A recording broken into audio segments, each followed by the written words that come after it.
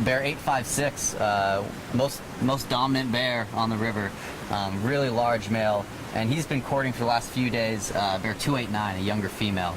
So they've been walking through camp, walking up and down the river. I think maybe some of the regular cam viewers might have even have seen that. I think that maybe we saw them mating on the cams. It's something to watch out for. It's definitely a really special kind of biological event, you know, very, very special behavior that is kind of waiting out that estrus period, waiting for her to be receptive. So she gets slowly more tolerant as it goes along. Yeah. And how long does that take then? It can take a couple weeks. It can happen right away. Sometimes it's kind of just like love at first sight, and they get right to it. Other times it takes several weeks of following and persistence and habituating that female bear to it. I would say some of the ones I've seen courting so far this year, it's been kind of a several day to week long process where we see them kind of gradually being closer and closer and interacting more and more. When you first see them, the female will often just be booking it, just trying to get away as fast as she can, whereas in the male will just be following doggedly behind. You might almost call it creepy the way they follow. And so a male bear is ready to mate physically at about 6 or 8 years old. Of course, it's not going to get a whole lot of opportunities to do so. Studies have shown that in bear populations like this, that the vast majority of these sires are done by like the top 5 dominant bears. So it takes a while. You have to be an older, more dominant male bear before you can get your turn with the ladies, basically. Right. They have to, it takes time to grow and to move up the hierarchy.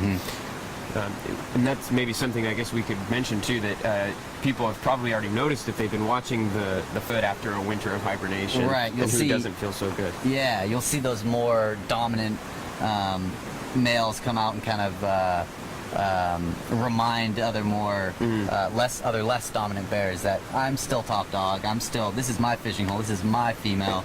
You've got to get away. Yeah, or you never know. Things could change up. Totally. Yeah. Okay, so next thing we've got down here. So we talked about the courting process, the mating process. You know that they have kind of a unique process that they follow. It's a pretty cool thing that we're able to kind of witness that move through. There is many parts of bears' lives though that we're not able to witness, even with all the cams and everyone, you know, keeping a close eye on them here. One example of that is the actual pregnancy. So there's some nuances and some unique things to bears about that too. Maybe we could start with so the mating, when things happen. The schedule of events would be the mating is happening, peaking in June, you know, bleeding over a little bit into July maybe, like it is this year. But the female doesn't get pregnant right away, right? Right, yeah. So there's a delayed implantation. That egg will become fertilized and implant in the wall of the female, the uterus. And then what'll happen is it'll just kind of offspring. That will essentially abort. Right. So at the end of the season, if it's put on enough weight, then the pregnancy will resume, and the cub will be born sometime in January, February. Not just a on-off thing. The amount of body fat can, we think, dictate the number of cubs, the size of the cubs, and then how early that happens, and how early those cubs will be born in the winter. Because there's an advantage to being born pretty early in the winter, right when you get in the den. Then you have the whole winter to grow and to nurse and to get those cubs ready for their first summer out here.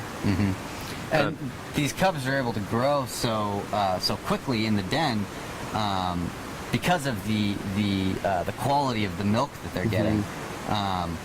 When cubs are born, they're about 1 pound, like 9 inches long. They're like the size of like a soup can. They're really, really tiny compared to when they're adults and they're, you know, maybe excess of 1,000 pounds.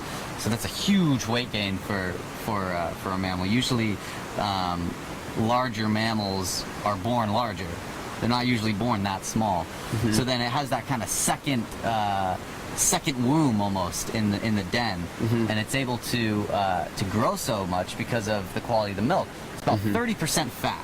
Wow. So that's like heavy cream or half and half or something. It's not like the milk a human would Maybe get. 10 times the fat content of human milk. Exactly. Yeah. Human milk is about 10%. So. So three times. I'm sorry. like 2 or 3%? 2 or 3%. Yeah. Okay. Yeah. Sorry. Yeah. So before we go, let's talk more about the den and what it's like for those cubs in there. But before we do that,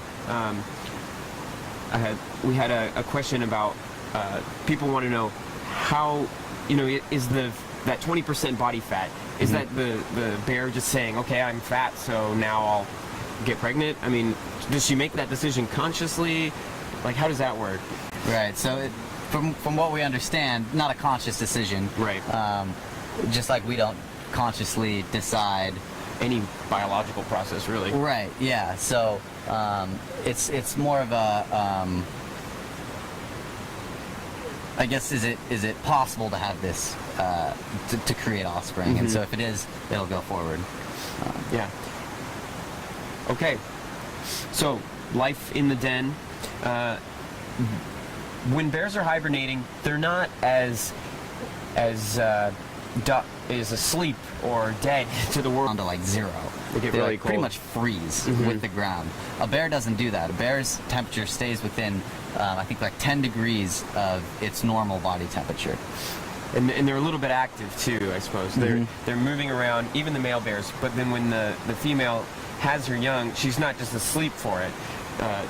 She will be nursing them and moving around, and they're not playing or anything. We don't think that they're extremely active, but she's cleaning the den. She's eating up everything that any of the waste material or any of the waste that the cubs are producing, keeping the whole area pretty clean, really.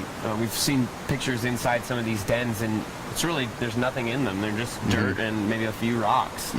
And the name of the game for these bears in hibernation is to conserve energy. The reason that they go into hibernation is a lack of food. It's not because it's too cold for them, Right. or it's just that time of year. It's they're signaled to go start hibernating when there's less food around, and it's time to, okay, well, I need to conserve my energy. I'm going to go to sleep. So they'll continue to forage and look for food well into the fall, so long as they can find it. It's really once or sometimes later, they're going to go up on a steep hill, dig a hole, probably just in a single afternoon. They're going to be digging a den, maybe even less than that, just a few hours, going inside there and waiting for a big snowstorm to cover it up and insulate that den. And that keeps them warmer. Yeah, and in Kodiak, the reason that some of those bears can get even bigger than the bears here is that sometimes they don't even hibernate. There's such the salmon run is much longer there. They have different species of salmon coming through than we do, so the availability they have to food is longer. So sometimes they don't even need to hibernate. Right. Yes. Most of what the salmon we have here that are spawning and migrating up through this river behind us right now, actually, are these sockeye salmon, as we mentioned. But there's a handful of us staying in safer places. So yeah, we can start talking about some of those challenges that they're facing and everything. I guess we could say for anyone who's just tuning in, I'm Ranger Daniel. And I'm Ranger Dave. We're here in Katmai National Park. We're in the Alaskan Peninsula on a beautiful July day. This is what summer looks like here. It's a pretty remote and intense place, chock full of brown bears. We have some of them fishing in the Brooks River behind us. They're looking for sockeye salmon that are migrating up from the ocean. I see at least 5 right here at the moment, but I think there's probably a handful more. There's not a lot of trees where they were. Yeah, open areas. So